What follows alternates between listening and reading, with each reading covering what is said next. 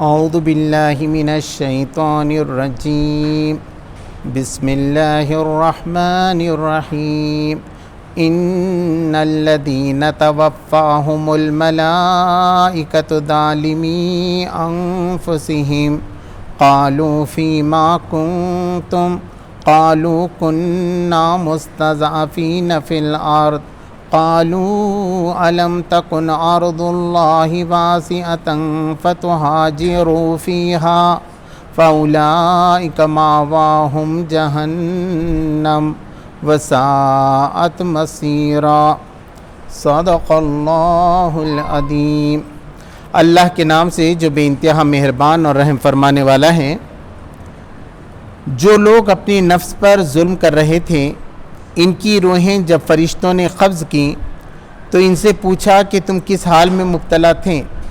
انہوں نے جواب دیا کہ ہم زمین میں کمزور اور مجبور تھے۔ فرشتوں نے کہا کیا خدا کی زمین وسیع نہ تھی کہ تم اس میں ہجرت کرتے؟ یہ وہ لوگ ہیں جن کا ٹھکانہ جہنم ہے اور وہ بڑا ہی برا ٹھکانہ ہے۔ ہاں، جو مرد، عورتیں اور بچے واقعی بے بس ہیں اور نکلنے کا کوئی راستہ اور ذریعہ نہیں پاتے، بعید نہیں کہ اللہ انہیں معاف کر دے۔ اللہ بڑا معاف کرنے والا اور درگزر فرمانے والا ہے۔ جو کوئی اللہ کی راہ میں ہجرت کرے گا وہ زمین میں پناہ لینے کے لیے بہت جگہ اور بسر اوقات کے لیے بڑی گنجائش پائے گا، اور جو اپنے گھر سے اللہ اور رسول کی طرف ہجرت کے لیے نکلے پھر راستے ہی میں اسے موت آ جائے، اس کا اجر اللہ کے ذمے واجب ہو گیا۔ اللہ بہت بخشش فرمانے والا اور رحیم ہے۔ اور جب تم لوگ سفر کے لیے نکلو تو کوئی مضائقہ نہیں اگر نماز میں اختصار کرو، خصوصاً جب کہ تمہیں اندیشہ ہو کہ کافر تمہیں ستائیں گے، کیونکہ وہ کھلم کھلا تمہاری دشمنی پر تلے ہوئے ہیں۔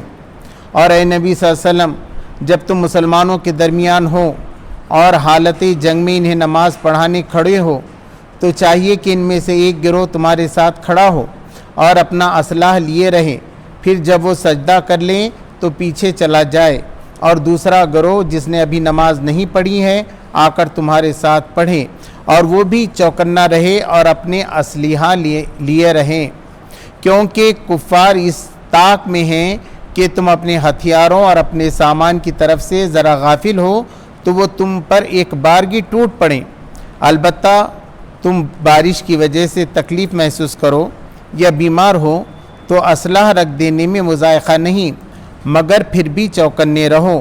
یقین رکھو کہ اللہ نے کافروں کے لیے رسوا کن عذاب مہیا کر رکھا ہے۔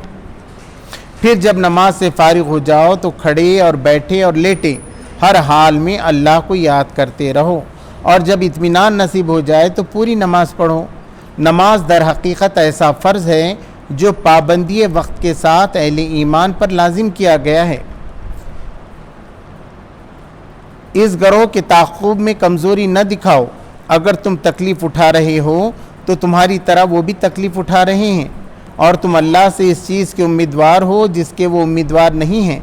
اللہ سب کچھ جانتا ہے اور وہ حکیم و دانا ہے۔ محترم حضرات، میں نے بھی آپ کے سامنے سورہ النساء کے 14ویں رکوع کی 15ویں رکوع کی 14ویں رکوع کی پہلی آیت کی تلاوت کی 97 نمبر کی، اور رکوع نمبر 14 اور 15 کا ترجمہ آپ کے سامنے پیش کیا۔ اس سے پہلے یہ بات چل رہی تھی کہ اللہ کی راہ میں جو جنگ کرنا ہے تو اگر وہ جنگ فرض ہے تو سب کو نکلنا پڑے گا، لیکن اگر جنگ فرض نہیں ہے اور اللہ کے رسول نے یہ کہا ہے کہ مجھے صرف 50 لوگوں کی ضرورت ہے، 35 لوگوں کی ضرورت ہے، 40 لوگوں کی ضرورت ہے، تو جو خوشی خوشی نکلیں گے ان کا درجہ بڑھ جائے گا بیٹھنے والوں کے مقابلے میں۔ یہ بات سمجھائی گئی۔ اور ایک بات اس سے پہلے آ چکی تھی کہ ہجرت کا حکم ہو گیا تھا، یعنی اب مدینہ میں جب نبی صلی اللہ علیہ وسلم آئے تو کہا کہ جہاں کہیں کوئی مسلمان ہے اسے چاہیے کہ وہ مدینہ میں آ جائے۔ اب جو مدینہ میں نہیں آئے گا تو وہ کافر سمجھا جائے گا، وہ مسلمان رہ کے دارالکفر میں نہیں رہ سکتا تھا، وہ جو ہے اور جس کے ساتھ جھگڑا ہے دارالحرب میں نہیں رہ سکتا تھا، بلکہ اس کا کام تھا کہ وہ دارالاسلام یعنی مدینہ کی طرف آ جائے۔ تو یہ بات کہی گئی تھی۔ اب اس میں بھی مسئلہ یہ ہوا کہ کچھ لوگ سلام کرتے تھے اور ایسے کمزور تھے کہ وہ نکلنا چاہتے تھے لیکن نکلنے کی کوئی سبیل نہیں تھی، تو وہ سلام کرتے تھے، یہ سمجھتے تھے کہ بہانے کے لیے کر رہا ہے، دشمنوں سے مارتے تھے۔ اللہ کے رسول نے قرآن نے یہ بات بھی واضح کی کہ تحقیق کر لیا کرو آپ کہ وہ مسلمان ہے کہ نہیں ہے۔ کیا تم دنیا کی زندگی چاہتے ہو؟ حالانکہ اللہ آخرت کو پسند کرتا ہے، تو تم ہمیشہ تحقیق کرو۔ تمہارا بھی حال ایسی تھا، تم بھی غفلت میں تھے، اللہ نے تم پہ رحم فرمایا، ان پہ بھی رحم فرمائے گا۔ تو البتہ اب سے جو ہے تم تحقیق کر لیا کرو۔ اب یہ بات بتائی گئی کہ جنہوں نے ہجرت نہیں کی، کیوں نہیں کی ہجرت؟ تو ان کی مال و دولت وہاں پر تھی، سوچا کہ اتنی قربانی دے کے چلے جائیں دارالاسلام، یا ان کے پورے خاندان کے لوگ وہاں رہتے تھے، خاندان کو چھوڑ کر چلے جائیں کیا ہم؟ یہ دنیاوی مفادات ان کے ساتھ لگے ہوئے تھے۔ اب جب ایسے ظالم لوگوں کی موت آ گئی اور فرشتے ان کی روح نکالنے کے لیے آ گئے تو کیا ہوگا؟ ان الذین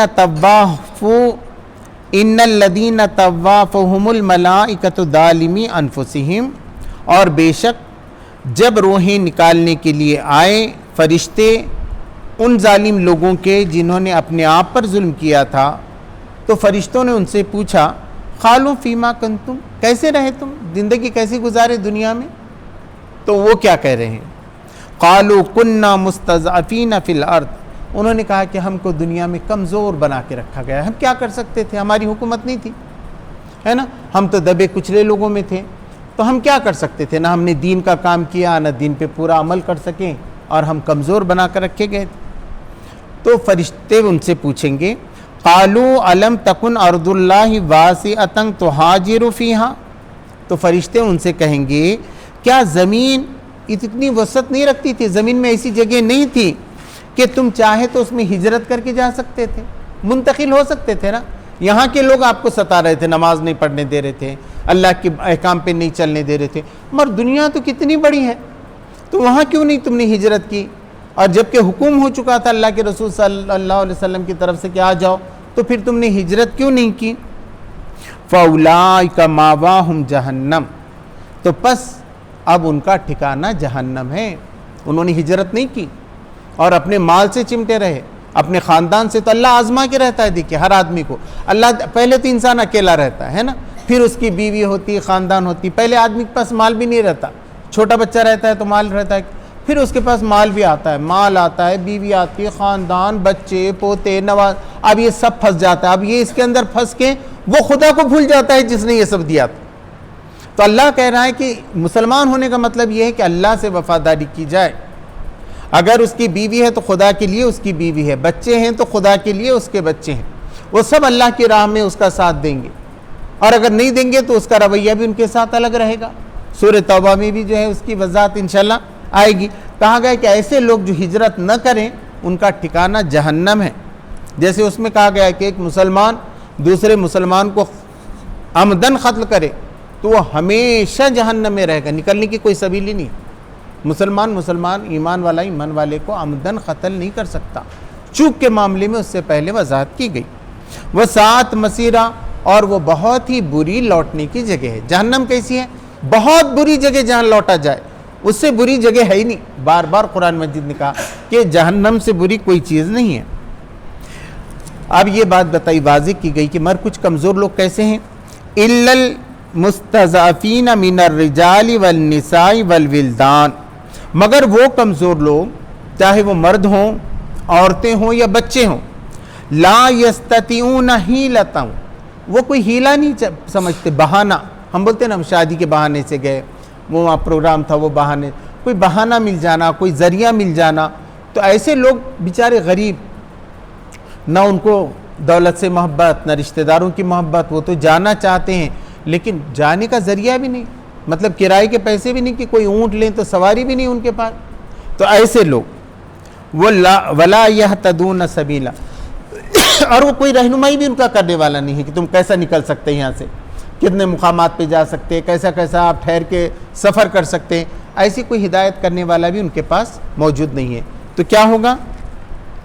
فَأُولَٰئِكَ عَسَى اللَّهُ أَن يَعْفُوَ عَنْهُمْ، ایسے لوگوں کے لیے ہو سکتا ہے، امید ہے کہ اللہ تبارک تعالیٰ ان کو معاف کرے۔ یعنی امید اللہ تبارک تعالیٰ جب کہتا ہے تو اللہ ضرور معاف کرنے والا ہے۔ ایسے لوگ جو غلطی سے، کسی لالچ کی وجہ سے نہیں، بالکل ذرائع وسائل نہ پانے کی وجہ سے نہیں جا پا رہے۔ وَكَانَ اللَّهُ عَفُوًّا غَفُورًا، بے شک اللہ تبارک و تعالیٰ بہت درگزر کرنے والا اور معاف کرنے، بہت درگزر کرتا ہے اللہ تبارک و تعالیٰ دین کے معاملے میں بھی۔ وَمَن يُهَاجِرْ فِي سَبِيلِ اللَّهِ يَجِدْ فِي الْأَرْضِ مُرَاغَمًا كَثِيرًا وَسَعًا، اور جو کوئی ہجرت کرے اللہ کے راستے میں تو وہ زمین میں پائے گا مراغمن کثیرا وسعا، پناہ لینے کی بڑی جگہ پائے گا، ایسا نہیں ہوگا کہ اس کو کوئی نکالے گا۔ آدمی ایک ملک سے دوسرے ملک چلے گا، اب کتنے لوگ ہجرت کر کے گئے ہیں آج بھی، افریقہ میں جا کے بس گئے، آسٹریلیا میں جا کے بس گئے، امریکہ میں جا کر بس گئے، دنیا میں کتنی جگہ لوگ گئے ہیں، تو وہاں اچھا پناہ مل گئی ہے ان کو، اچھا کھا رہے ہیں پی رہے ہیں، عام ہجرت بھی کی ہے انہوں نے، اور یہ تو اللہ کے لیے، تو اللہ تبارک تعالیٰ نے کہا کہ وہاں ہوگا، اور ان کی روزی میں الٹا برکت دی جائے گی، وسعت پیدا ہو جائے گی۔ یہ نہیں سوچنا چاہیے میں اپنا گاؤں چھوڑ کر چلا گیا تو کیا ہوگا، یہاں تو دین پہ عمل نہیں کر رہے ہیں مگر اپنی زمین ہے، نہیں، زمین تو ساری کی ساری اللہ کی، اللہ یہ کہہ رہا ہے کہ یہاں تم دین پہ عمل نہیں کر رہے ہیں تو جہاں بھی تم ہجرت کر کے جاؤ گے تو اللہ تم کو وہاں پناہ لینے کی اور تمہارے رزق میں برکت عطا فرمائے گی۔ وَمَن يَخْرُجْ مِن بَيْتِهِ مُهَاجِرًا إِلَى اللَّهِ وَرَسُولِهِ، اب جو کوئی اپنے گھر سے نکلے ہجرت کے ارادے سے اللہ اس کے رسول کے راستے میں، ثُمَّ يُدْرِكُهُ الْمَوْتُ، اور اسے موت آ پکڑے، موت آ جائے، نکلا بیچارہ سب سفر کا سامان لیا، اونٹ لیا، ابھی تھوڑی دوری گیا تھا، 25 کلومیٹر 50 کلومیٹر جو بھی تھوڑا راستہ اس نے پار کر دیا اور اسے موت آ گئی، تب کیا ہوگا، اس کی ہجرت سمجھی جائے گی کیا؟ فقد وقع اجرہ علی اللہ، تو اللہ کے ذمے اس کا اجر واجب ہو گیا، پوری ہجرت کا جو ثواب ہے وہ ملے گا، حالانکہ پہنچا ہی نہیں ابھی وہ مدینہ، یا جس مکہ کو جانے والا تھا یا آسٹریلیا کو جانے والا تھا، کہیں بھی جانے والا تھا نکل کر اللہ کے لیے، تو اب وہ گیا نہیں، یہیں اس کا انتقال ہوگا بس اسٹینڈ تک جانے تک بھی، تو اس کا پورا اس لیے بتاتے ہیں کہ انما الاعمال بالنیات، کہ تمہارے اعمال کا دار و مدار تمہاری نیتوں پہ، تم واقعی دین کا کام کرنا، تم یہ سمجھ رہے ہیں مجھے قرآن مجید سیکھنا ہے، عربی میں سیکھنا ہی ہے، شروع کیا ایک آدمی، ابھی ایک پارہ بھی نہیں ہوا انتقال ہو گیا، تو قیامت تک اس کو قرآن سیکھنے کا ثواب ملے گا اور اس کو وہ قرآن سیکھے ہوئے عالم کی پدوی ملے گی، وہ شروع کیا تھا اس نے، ختم نہیں کیا تھا، تو نیت پہ ہے کہ کوئی بھی نیک کام کو شروع کرنا چاہیے، اس میں دیر نہیں کرنا چاہیے۔ وَكَانَ اللَّهُ غَفُورًا رَحِيمًا، اور بے شک اللہ تبارک تعالیٰ بہت معاف کرنے والا اور رحم فرمانے والا ہے۔ یہاں 14 رکوع ختم ہو گئے۔ وَإِذَا ضَرَبْتُمْ فِي الْأَرْضِ فَلَيْسَ عَلَيْكُمْ جُنَاحٌ أَن تَقْصُرُوا مِنَ الصَّلَاةِ، اور جب تم زمین میں نکلو، سفر کے لیے نکلو، تو تم پہ کوئی گناہ نہیں ہے کہ نماز میں قصر کرو، تم پہ گناہ نہیں ہے، مطلب اللہ کی طرف سے انعام ہے کہ نماز کو قصر کرو، کئے میں کرنا ہے، ظہر میں 4 کی 2 پڑھنا ہے، عصر میں 4 کی 2 پڑھنا ہے، اور عشاء میں 4 کی 2 رکعت پڑھنا ہے، 3 نمازوں میں قصر ہے، فجر کی 2 رکعت پڑھنا ہے آپ کو، مغرب کی 3 رکعت پڑھنا ہے، سنت اور نوافل آپ پڑھ سکتے ہیں۔ اب یہاں بھی یہ ہے کہ یہاں یہ بات کہی گئی کہ کوئی گناہ نہیں ہے اگر تم قصر کرو، تو کچھ لوگ اسے یہ معنی نکالتے ہیں کہ قصر فرض نہیں ہے، یعنی یہ کہا گیا کہ اگر پوری پڑھ سکتے ہیں، موقع ہے تو پڑھ بھی سکتا ہے ایک آدمی، اور نہیں ہے تو نہیں پڑھ سکتا، لیکن اجماع اس پہ ہے، زیادہ علماء کا اجماع اس پر ہے کہ قصر کرنا چاہیے، اللہ کی طرف سے انعام ہے، تو جب بھی آپ جائیں تو اب اس کی مدت الگ الگ ہے نا، اب کتنے ڈسٹنس پہ قصر ہوگی تو اس میں اختلاف ہے، اب کچھ لوگ کہتے ہیں کہ 20 کلومیٹر پہ ہوگی، کچھ لوگ کہتے ہیں 48 میل پر ہوگی، تو ہمارے پاس حنفی مسلک کے حساب سے ہم دیکھتے ہیں وہ ہوتا ہے 48 میل یعنی 72 کلومیٹر، 72 کلومیٹر کا سفر آپ کا ہے تو آپ وہاں پر جا کے قصر کر سکتے ہیں۔ مگر کبھی ایسا ہوا ایک عالم دین نے کہا کہ بھی نماز پڑھانے کے لیے کوئی نہیں تھے تو میں نے پوری نماز پڑھا دی، اب لوگوں نے کہا کہ آپ تو قصر میں، انہوں نے کہا کہ بھی فرض ہے اور قصر کے لیے جو ہے سہولت ہے، تو جو علماء کرام ہیں، مفتیان کرام ہیں، تو اس پہ اگر فقہ کی بحث دیکھیں گے آپ تو پیجز میں بھری ہوئی ہے نا، کب ہوتا ہے، کچھ لوگ کہتے ہیں جیسے آپ نے سفر شروع کیا یہاں سے بس میں یا ٹرین میں بیٹھ گئے بلاتور کے، تو وہ کہتے ہیں بس آپ نے ٹرین میں بیٹھے تو قصر شروع ہو گئے، اگر آپ نے عشاء نہیں پڑھے تھے اور وہاں جا کے پڑھنا ہے تو اب آپ قصر ہی پڑھیں گے، گو کہ وہ ابھی ریلوے اسٹیشن پہ ہے۔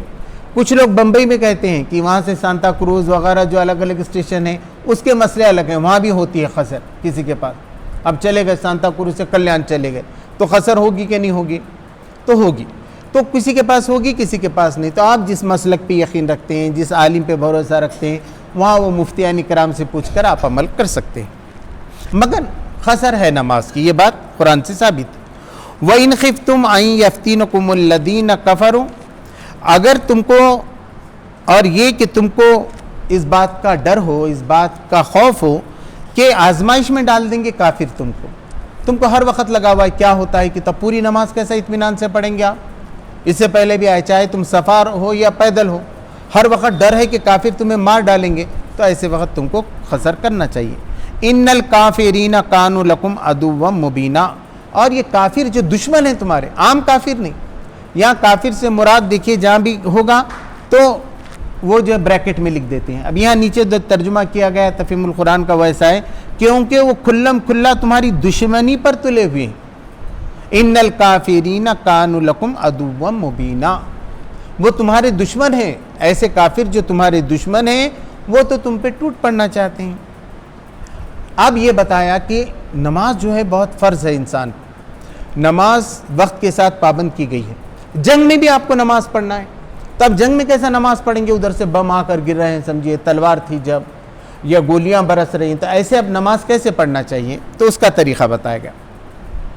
وَإِذَا كُنْتَ فِيهِمْ، اور جب تم ان کے درمیان ہو، نبی صلی اللہ علیہ وسلم کو بتایا جا رہا ہے، فَأَقَمْتَ لَهُمُ الصَّلَاةَ، اور تم ان کے لیے نماز قائم کر رہے ہو، نماز پڑھا رہے ہو تم، فَلْتَقُمْ طَائِفَةٌ مِّنْهُمْ مَعَكَ، تو سینا میں کا ایک حصہ تمہارے ساتھ نماز کے لیے آ جائے، آدھے لوگ پہرا دیتے رہیں، صرف آدھے ہی لوگ اللہ کے رسول صلی اللہ علیہ وسلم کے پیچھے نماز پڑھیں۔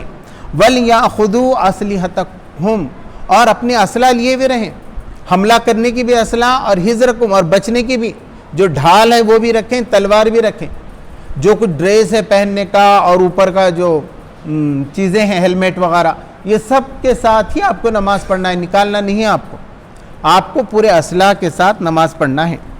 فَإِذَا سَجَدُوا، اور جب تم سجدہ کر لو نبی صلی اللہ علیہ وسلم کے ساتھ، 2 سجدے ہو گئے تو ایک ہی رکعت ہو گئی تو ختم۔ کچھ مفتیان اکرام، کچھ صحابہ اکرام کے پاس ان کی نماز ختم ہو گئی، اب ان کو سلام پھر لینا چاہیے اور نکل جانا چاہیے، اٹھ کے کھڑے نہیں رہنا ہے۔ نبی صلی اللہ علیہ وسلم اٹھ کر کھڑے رہیں گے، وہ تو بس سلام پھر کے چلے جائیں گے۔ تو اس طریقے سے مقتدی کی امام کی 2 رکعت ہوگی اور مقتدیوں کی تو ایک ہی رکعت ہوگی۔ فَإِذَا سَجَدُوا فَلْيَكُونُوا مِنْ وَرَائِكُمْ، تو جب وہ سجدہ کر لیں تو پیچھے چلے جائیں۔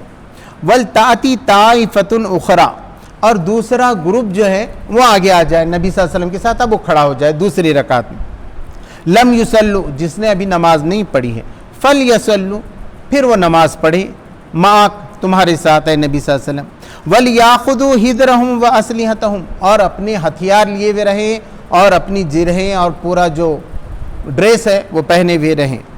وَدَّ الَّذِينَ كَفَرُوا لَوْ تَغْفُلُونَ عَنْ أَسْلِحَتِكُمْ، اور کافر تو یہ چاہتے ہیں کہ تم اپنے اسلحے سے غفلت برتو۔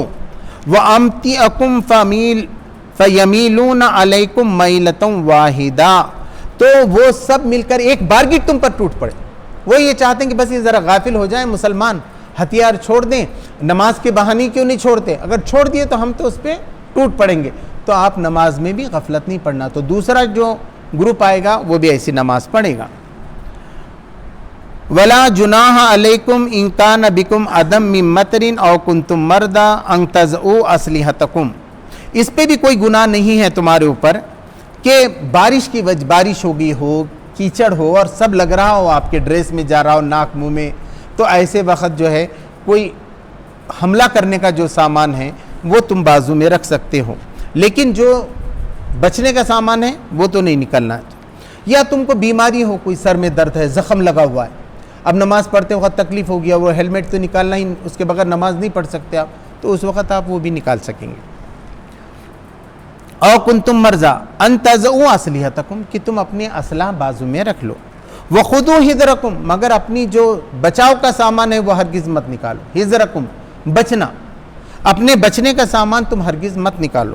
ان اللہ اعد للکافرین عذابا مہینا، بے شک اللہ تبارک و تعالیٰ نے کافروں کے لیے ایک رسوا کن عذاب تیار کر رکھا ہے۔ آج وہ تم کو ستا رہے ہیں، اب ایسی نماز پڑھ رہا ہے آپ کو، سکون کے ساتھ آپ مسجد میں کھڑے ہوتے ہیں، اللہ کو یاد کرتے، اس کا ذکر کرتے، تم کو جنگ کے میدان میں آنا پڑا، وہاں اتنی مشکل سے تم کو نماز پڑھنا پڑ رہا ہے کافروں کی وجہ سے، تو اللہ نے ان کے لیے رسوا کن عذاب مہیا کر رکھا ہے۔ وَإِذَا خَزَيْتُمُ الصَّلَاةَ فَاذْكُرُوا اللَّهَ قِيَامًا وَقُعُودًا وَعَلَىٰ جُنُوبِكُمْ، اور جب تم نماز پوری کر چکو تو اللہ کو یاد کرو کھڑے ہوئے، بیٹھے ہوئے اور لیٹے ہوئے، جہاں بھی ہیں اللہ کو مت بھولو۔ نماز تو ایک خاص چیز ہے، ہمیشہ تمہارا ذکر سبحان اللہ، الحمدللہ، اللہ اکبر، ہے نا، درود ہو، سلام ہو، ذکر آپ کا زبان پہ چلتا ہی رہنا چاہیے، اس سے اللہ کے فرشتے تمہاری مدد کرتے ہیں، حفاظت کرتے ہیں، چاہے جنگ کا موقع ہو یا نہ ہو۔ یہ تو خاص طور پر جنگ کے لیے کہا گیا ہے، دوسری جگہ بھی کہا گیا ہے کہ وہ لوگ اللہ کے لیے غور فکر کرتے ہیں اور اٹھتے بیٹھتے لیٹتے اللہ کو یاد کرتے ہیں۔ سورہ آل عمران کی وہ مشہور آیت ہے جس کو ہم اکثر یاد کرتے ہیں۔ اب دیکھیے اس کے بعد اور ایک طریقہ ہے، ایک تو میں نے وہ طریقہ بتایا، کچھ مفتیان اکرام اور لوگوں نے یہ بتائے ہیں کہ ایسا ہوگا کہ اللہ کے رسول صلی اللہ علیہ وسلم کے پہلے ایک گروہ جو ہے نماز پڑھ لے گا، وہ سلام نہیں پھیرے گا، ویسی جا کر کھڑے رہے گا پہرا دیتے ہوئے، اس کو نمازی میں سمجھا جائے گا۔ اب جو دوسرا گروپ آئے گا وہ دوسری رکعت نبی صلی اللہ علیہ وسلم کے ساتھ پوری کرے گا اور اٹھ کے اور ایک رکعت کمپلیٹ کرے گا اور پھر جائے گا، اور پہلی رکعت میں جو لوگ تھے وہ آ کر اپنی ایک ایک رکعت کو کمپلیٹ کرے گا۔ دوسرا طریقہ یہ بتایا گیا ہے۔ تیسرے مفتیان اکرام اور صحابہ اکرام وغیرہ نے جو مسئلہ بتایا وہ یہ ہے، امام 4 رکعت پڑھے گا اور مقتدی 2 رکعت پڑھیں گے، یعنی 2 رکعت تک پہلی کی سب پڑھے گی، چلی جائے گی، اور پھر پہلا تحیات ہوگا، اس کے بعد جب کھڑے ہوں گے تو دوسری جماعت آئے گی، وہ دوسرے تحیات کے ساتھ اپنا کمپلیٹ کرے گی۔ تو یہ 3 طریقے اس کے اندر جو ہے تفاسیر قرآن میں بتائے گئے۔ وَإِذَا اطْمَأْنَنْتُمْ فَأَقِيمُوا الصَّلَاةَ، اور جب تم کو اطمینان ہو جائے، امن میں آ جاؤ تم، تو پھر جیسے ہمیشہ نماز پڑھتے ہیں اطمینان کے ساتھ، رکوع سجدے کے ساتھ اللہ کو یاد کرتے ہوئے ایسی نماز کو قائم کرو۔ إِنَّ الصَّلَاةَ كَانَتْ عَلَى الْمُؤْمِنِينَ كِتَابًا مَوْقُوتًا، بے شک نماز فرض کی گئی ہے مومنوں پر اس کے وقت کے ساتھ۔ وقت ہے نماز کا، اب مغرب کا وقت 1 گھنٹہ ہے نا، اب اگر 7:05 پہ اب شروع ہوا ہے، آپ 8:05 تک مغرب کی نماز پڑھ سکتے ہیں نا، کہیں 1 گھنٹہ ہے، کہیں 1 گھنٹہ 10 منٹ تک بھی اس کا موقع ہے۔ تو مغرب کی نماز کا وقت 1 گھنٹہ ہے۔ عصر کی نماز کا وقت، عصر کی نماز سے لے کے مغرب کے وقت سے 5-10 منٹ پہلے تک آپ اس کو آرام سے پڑھ سکتے ہیں۔ ظہر کا وقت عصر کے وقت تک ہے، اور فجر کا وقت جو ہے سحر سے لے کے طلوع آفتاب تک ہے۔ اب عشاء کا وقت صبح سے لے کے سحری کے وقت تک ہے، لیکن اس میں درجے مفتیان اکرام نے لکھے ہیں کہ اگر 12 بجے سے پہلے، آدھی رات سے پہلے آپ پڑھیں گے تو آپ کو بہت زیادہ ثواب ملے گا۔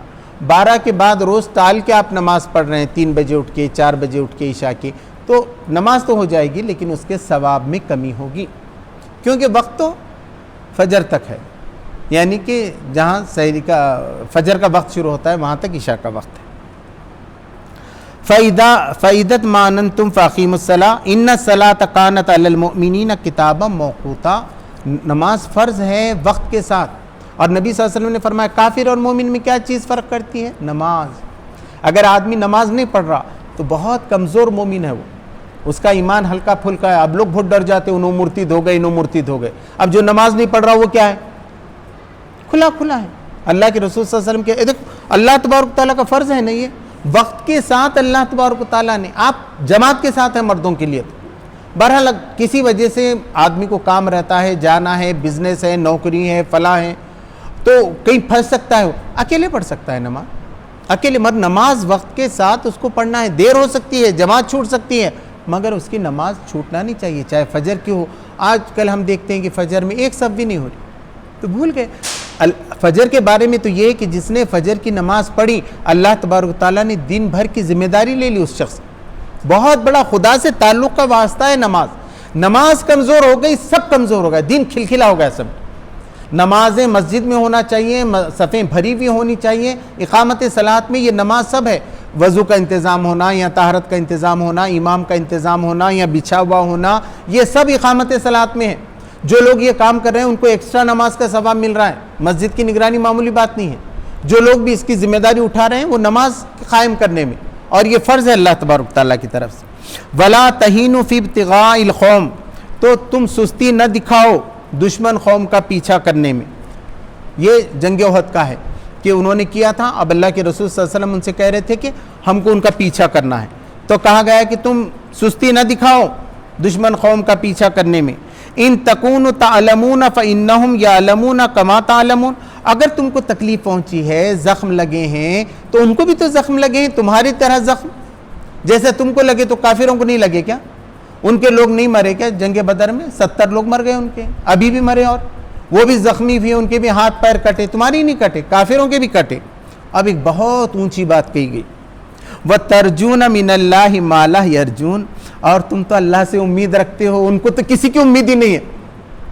انہوں نے ہاتھ کٹائے اپنے لوگوں کو ختم کرے دنیا کے لیے، کیا ملنے والا تھا؟ ان کو آخرت ہے، ان کو جنت. اور تمہارا دعویٰ تو یہ ہے کہ ہم کو جنت ملے اور جنت کی نعمتیں ہم کو ملیں، اور کافروں کی اتنی بھی تکلیف اٹھانے کو تیار نہیں. آج بھی دیکھیے نا، آج ہمارے بھارت کے لوگ جو نفرت پھیلانے کے لیے کام کر رہے ہیں، ان کا صبح سے لے کے شام تک کا دیکھیے، اور ہمارے پاس تو فرصت ہی نہیں، نہ مسائل پہ سوچنے کی ضرورت ہے، نہ جدوجہد کرنے کی ضرورت ہے. اب یہاں کے لوگوں کا دیکھیے، اور ہم کہتے ہیں صحابہ کرام ہمارے لیے نمونہ ہے.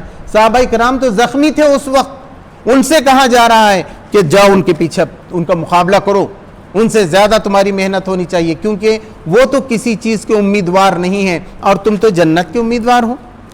وَقَانَ اللَّهُ عَلِيمًا حَكِيمًا. بے شک اللہ تبارک تعالیٰ جاننے والا اور حکمت والا ہے. اللہ تبارک تعالیٰ سے دعا ہے کہ مجھے آپ کو عمل کی توفیق عطا فرمائے. ربنا آتنا فی الدنیا حسنۃ وفی الآخرۃ حسنۃ وقنا عذاب النار. سبحان ربک رب العزۃ عما یصفون وسلام علی المرسلین.